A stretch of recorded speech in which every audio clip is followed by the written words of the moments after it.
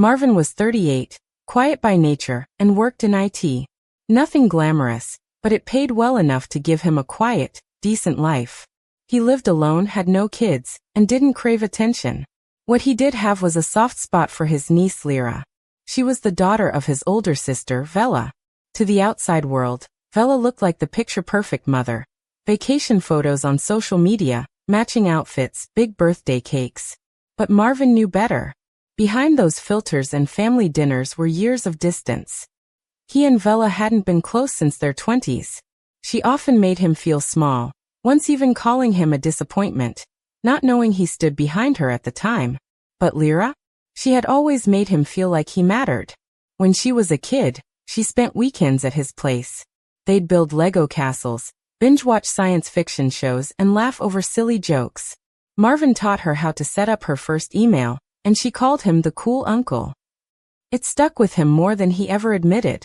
So when Lyra got accepted into a prestigious college out of state, one with a tuition fee that could knock the breath out of most people, Marvin didn't hesitate. Vella was stressed, unsure how they'd afford it. Lyra didn't want to be buried under loans. Marvin stepped in with quiet resolve. "I've been saving," he told them one evening. "I don't have kids. Let me help." Vella gave a distracted nod and started rambling about her husband losing another job. Lyra hugged Marvin and whispered, "Thank you. I won't forget this." That was all he needed. From then on, he paid every semester's tuition directly to the university. No family announcements, no expectations. He told Lyra not to bring it up if it'd cause drama. All he wanted was to help. For a while, that was enough. But slowly, the warmth began to fade. The calls from Lyra became fewer. When she did reach out, it was mostly to ask for something: a new laptop, help with books, issues with financial aid. Marvin didn't complain. He chalked it up to college life. Still, he sent care packages, snacks, winter socks, little things to remind her someone was thinking of her. Most of the time, he didn't even get a thank you. Then came graduation. Vella sent a mass email inviting relatives to Lyra's party. Not the ceremony, just the celebration at a sleek rooftop venue downtown. Marvin bought a new blazer and RSVP'd with hope. The party was grand. White tablecloths, sparkling drinks, a slideshow of Lyra from toddler to graduate. Marvin sat quietly with his drink as people gave speeches. Lyra's dad spoke. Then Vella. They thanked cousins for sending gift cards, neighbors for their encouragement. Vella even teared up, saying, "We couldn't have done this without the love of everyone here." But not a single word about Marvin. Not even a passing mention. He tried to convince himself they were being discreet. Maybe they thought he preferred it that way. Then he caught Vella shooting him a smug glance. She leaned toward a cousin and said, "He's just the uncle." Bet he expected a shout-out or something. They both laughed. Marvin sat frozen. Lyra didn't come over to say a word to him. She was busy posing for photos, laughing with friends, dancing, and filming clips for her social media. Marvin waited quietly, holding on to the hope that she'd at least come over. Give him a moment, a simple thank you. But all he got was a distracted wave and a passing "Thanks for coming" as he headed out. On the drive home, he didn't turn on the radio. Just silence. When he got home and opened his laptop, there it was, an email from the university. A small final installment was still pending. Without it, Lyra's diploma wouldn't be released. He stared at the Pay Now button for a long time. For the first time in 4 years, he didn't click it. Days passed. 2 weeks. No calls. No texts. No check-ins from Lyra or Vella. They probably assumed the money had already been paid, just like every other time. That it came from some invisible well. Then on a quiet Tuesday his phone rang. Unknown number. He let it ring out. It called again. And again. He finally picked up. "Uncle Marvin?" Lyra's voice trembled. "They won't release my degree. There's a balance left. I thought it was a mistake." She sounded panicked. "I tried everything. I even called the office."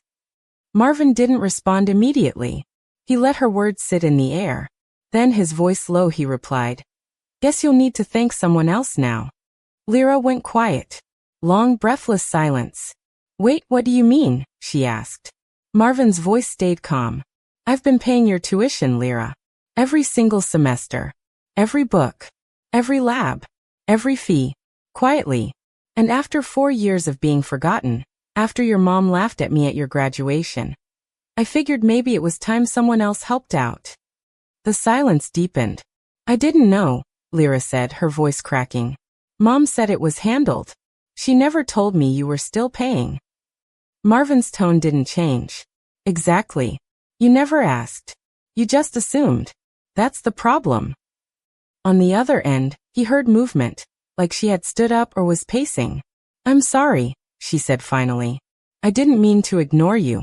I've just been busy. I never meant to hurt you. Marvin believed her. At least, he believed she hadn't meant to hurt him.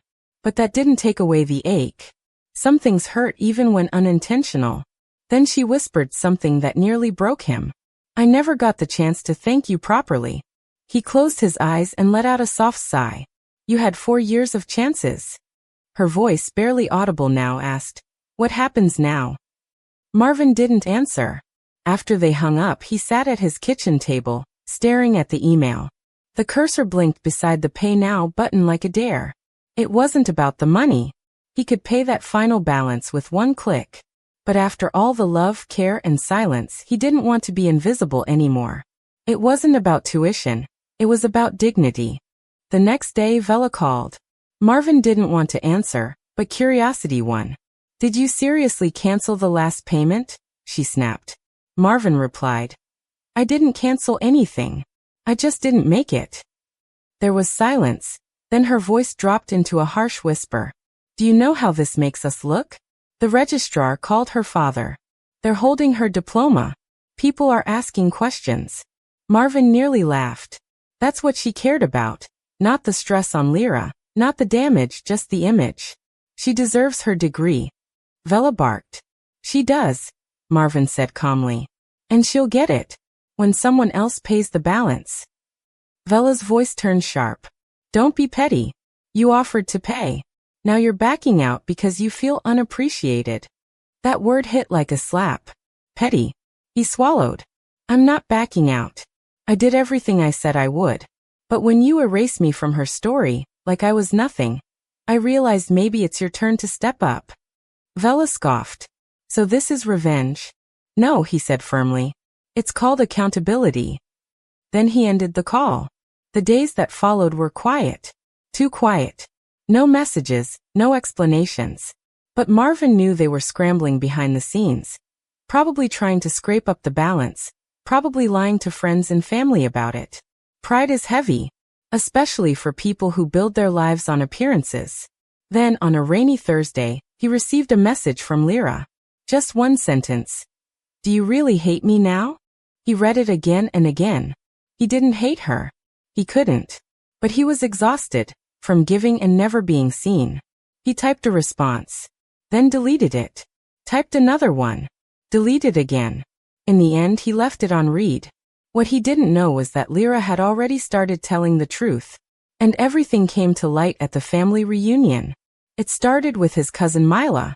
Mila was the kind of person who could smell tension a mile away. She didn't miss a thing. At the reunion, held at their aunt's lakeside home, Mila approached him with her drink in hand, eyebrows slightly raised. You and Vella good? She asked casually. Marvin gave a shrug. Didn't get an invite to Lyra's brunch. Mila's brows lifted. Really? That's weird. Especially after all you did. Marvin looked at her sideways. What do you think I did? Mila hesitated, then leaned in. Lyra told me about the tuition. Marvin exhaled, eyes drifting across the lake. Kids played nearby. Someone was grilling. Life looked normal, but under the surface, something had shifted. Did she tell you how her mom reacted? He asked quietly. Mila's tone dropped. She didn't have to. Words out. And Vella's scrambling. Marvin noticed the shift too. The way older relatives now looked at him with subtle respect. Some nodded quietly, others offered long overdue smiles. Even Uncle Joro, a man who barely ever said more than a grunt in his direction, walked up, clapped a hand on his shoulder and said, Heard you stepped up for Lyra. That was a real thing you did. Marvin didn't correct him. He just gave a small nod and smiled. Later that afternoon, across the lawn he saw Vela. She was all laughter and energy, holding a plate of watermelon slices, chatting with two aunts. But when she noticed him watching, her smile twitched. Vela walked toward him with a practiced calm, lips stretched in a forced smile. "Marvin," she said sweetly. "Got a minute?" He nodded, and she led him behind the house, out of sight. As soon as they were alone, her voice dropped. "You told people." Marvin's face was calm. "I didn't tell anyone. Lyra did." Vela's face tightened. "Well, now people are asking questions. Mom called me last night, upset. Aunt Miri says we look like ungrateful beggars. Even your precious cousin Mila gave me a lecture." Marvin raised an eyebrow. "I never made you keep it secret," he replied. "I told you I didn't want a spotlight. I just wanted Lyra to succeed." Vela let out a dry, bitter laugh. "Don't pretend this isn't about credit. You wanted to be seen. You wanted to be the hero." Marvin stepped closer, his voice steady. "No.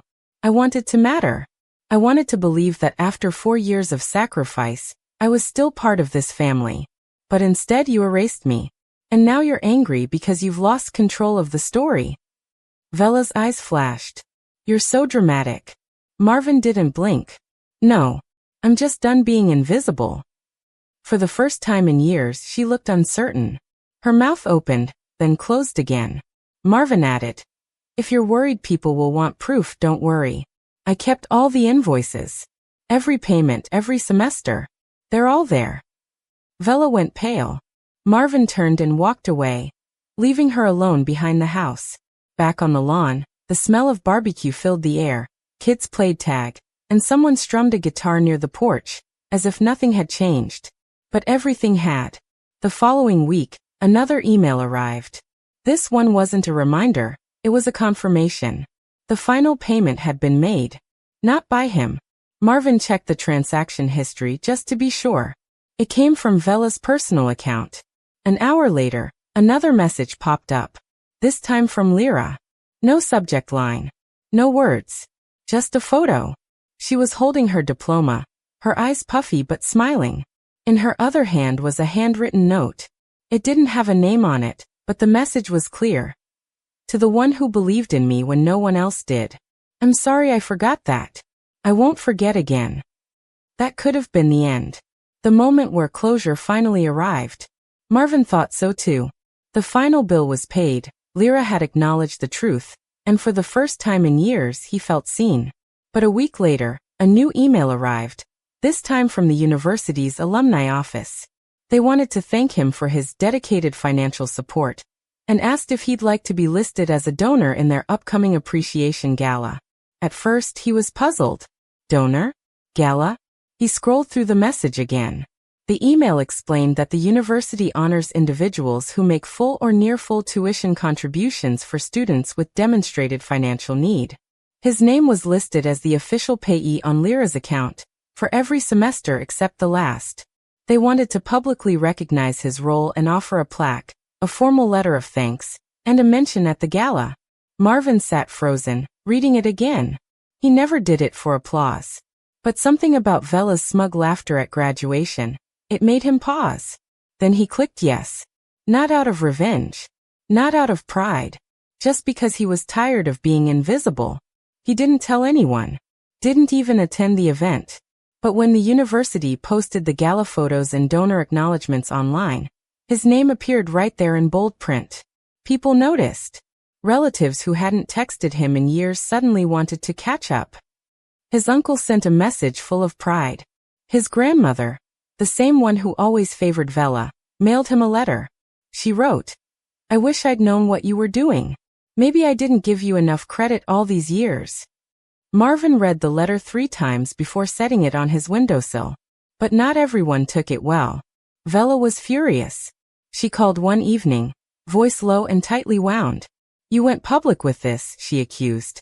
Marvin replied, "The school did. I didn't stop them." She was silent for a moment. Then, "You're humiliating us." Marvin laughed bitterly. "You did that for 4 years. You let me pay for your daughter's future while pretending I didn't exist. You had every chance to show respect. When you didn't, I stopped." Vella's voice sharpened. Now it looks like she needed charity, like we couldn't handle our own. Charity. Marvin echoed, stunned. Is that what you call it? Well, what else would you call it? She snapped. You're not her father. You're not even a parent. You were just, careful, Marvin interrupted, his tone cold and final. You're about to say something you can't take back. Silence. Then he hung up. A few days later, a knock came at his door. It was Lyra. She stood there holding a small box. Hey, she said softly. Marvin opened the door and nodded. Hi. She held the box out. I baked these. He arched a brow. Okay, I helped someone bake them. But I stirred. They both chuckled. Marvin stepped aside and let Lyra in. They sat in the living room, the familiar space somehow heavier with the silence between them. For a few minutes neither spoke. It reminded him of those earlier years, watching cartoons, sharing snacks, talking about aliens and robots. Then Lyra took a deep breath. I messed up, she said quietly. Badly. Marvin didn't interrupt. He waited. She continued. I didn't forget what you did for me. I just stopped thinking about it. I let Mom handle everything. I let her shape the story. Her voice cracked a little. She said you didn't want credit. That you were just being generous because you had no family of your own. That you were weird and probably doing it out of guilt. And I believed her. Because it was easier than asking questions. Easier than facing what I already knew. Marvin winced. The words hit harder than he expected, but he said nothing. When I found out you didn't make the last payment, she went on. I wasn't angry. I was shocked. It was like waking up. She wiped her eyes. And it made me realize how far I'd drifted. I used to come here every weekend. You were the one who bought me my first book. You let me stay up late and play video games. You helped me with my science project in 7th grade. You were there, always there. And I treated you like a bank account with no feelings. Marvin swallowed hard. You were a kid, Lyra. It's the adults who should have known better. She shook her head. I should have known better too. I didn't mean to hurt you, she whispered. I didn't mean to forget. Marvin leaned back, his hands clasped in front of him. I believe you, he said. But Lyra, it still hurt. That doesn't just vanish. She nodded slowly. I get that. I'm not here to ask you to fix anything. I just want you to know. I'm not proud of how I acted. And I'm trying to unlearn all the stuff Mom filled my head with. Marvin gave a small smile. That's a start. They sat in silence again. The kind of silence that was honest, not awkward. Lyra looked around the room. It hasn't changed much, she said. Still smells like lemon wood polish and cinnamon tea. Marvin chuckled. Some things don't need fixing. She looked down at the floor. I hope we're one of those things too. He met her eyes. We might be, but it'll take time. She nodded. I'll wait. And I'll keep showing up. No more disappearing. He nodded, accepting that promise for what it was. Not an instant solution, but a beginning. Lyra stood to leave, the half-empty box of cookies now resting on the coffee table. I'll come by next week, she asked. Bring tea this time. Marvin nodded. Bring the good kind. As she stepped out, he felt something loosen inside him. Not quite forgiveness, but the beginning of it. A few days later, another letter arrived. This one was from the university.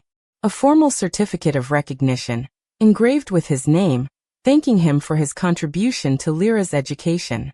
He placed it beside his bookshelf, not to flaunt it, but to remember what it meant. He never shared the certificate with the family. He didn't need to.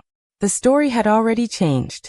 People whispered about him now, but with respect, not pity. He got invited to things again, birthdays, dinners, even a baby shower. It wasn't perfect. Some relatives still looked at him with lingering awkwardness, unsure how to treat him now that the truth was out. But that was okay. He didn't need applause. Just honesty. And slowly, he was getting it. Vella stayed quiet after their last call. No apologies. No explanations. She simply faded into the background, the way she had once tried to do to him. It didn't bring him joy, but it brought peace. And with peace came clarity. He realized he hadn't just paid tuition. He had invested years of emotional labor, of love, of being present when no one else was. That wasn't charity. That was family. And now, finally, some part of that was being recognized. One evening, Lyra texted him a photo.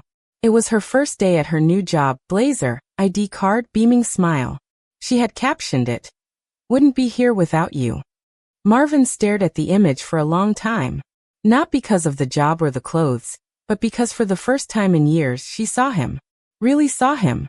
And she chose to share it. It was a quiet kind of healing, the kind that didn't need fireworks to feel powerful. Later that night, Marvin sat on his balcony with a cup of warm tea, the city lights flickering in the distance. The ache hadn't disappeared, but it no longer consumed him. He knew he might never get an apology from Vela. He might never be the center of any family gathering. But he had something better now, a sense of self-respect that no one could take from him. And as the night breeze brushed against his skin, he whispered to no one in particular, "I mattered. And I still do." A week later, Lyra visited again. This time she came with a printed photo of her graduation. In the picture, she stood in her cap and gown, smiling with pride. On the back, she had scribbled a few words in ink that bled slightly through the paper. "For Uncle Marvin, the real reason this moment exists." She handed it to him without a big speech, just a quiet smile. Marvin took it gently, the way someone holds something fragile and important. He didn't say much either. Just, "Thanks, kid." And that was enough. At the next family gathering, things felt different. Not everyone approached him. Some still avoided his eyes, pretending they hadn't been part of the silence. But others, those who once overlooked him, offered firm handshakes and genuine smiles. Aunt Mary hugged him twice. Uncle Joro asked about his work. Even Grandma pulled him aside and said, "You did something good, boy. Real good." Marvin didn't brag. He didn't bring up the payments or the emails or the plaque. He just stood there, quiet and present, the way he'd always been. Vela showed up late. She didn't say a word to him. Not a glance, not a nod. She kept to her corner, clinking her wine glass too loudly, talking just a little too fast. But Marvin didn't let it bother him. Her silence said more than any apology could. She knew the story had changed. She just didn't know how to live in it anymore. And maybe that was enough of a consequence. Not because he wanted her to suffer. He didn't. But because she finally had to sit in the truth she spent years avoiding. Lyra, on the other hand, never left his side that day. She helped him fix plates of food, laughed at his dry jokes, and introduced him to a few of her friends who stopped by. "This is my uncle," she said proudly. "He's the smartest person I know." Marvin raised an eyebrow at that, but Lyra just winked. Later that evening, as people began to leave, she stayed behind to help clean. "We good?" she asked softly. Marvin gave a slow nod. "Yeah, we're good." She hugged him tight, and this time he hugged her back. As the sun dipped behind the trees, casting long shadows across the yard, Marvin sat down on a bench, his heart finally still. He had spent so long trying to prove he mattered. To Vela, to the family, even to himself. And now, without shouting, without fighting, he had done just that. Through patience. Through love. Through standing firm when it counted most. Lyra had found her voice. The truth had found the light. And Marvin? Marvin had found peace. Not because he was thanked, but because he finally saw his own worth, even when others hadn't. Every story carries a lesson. If this one moved you, tap subscribe so you never miss the next twist in the journey.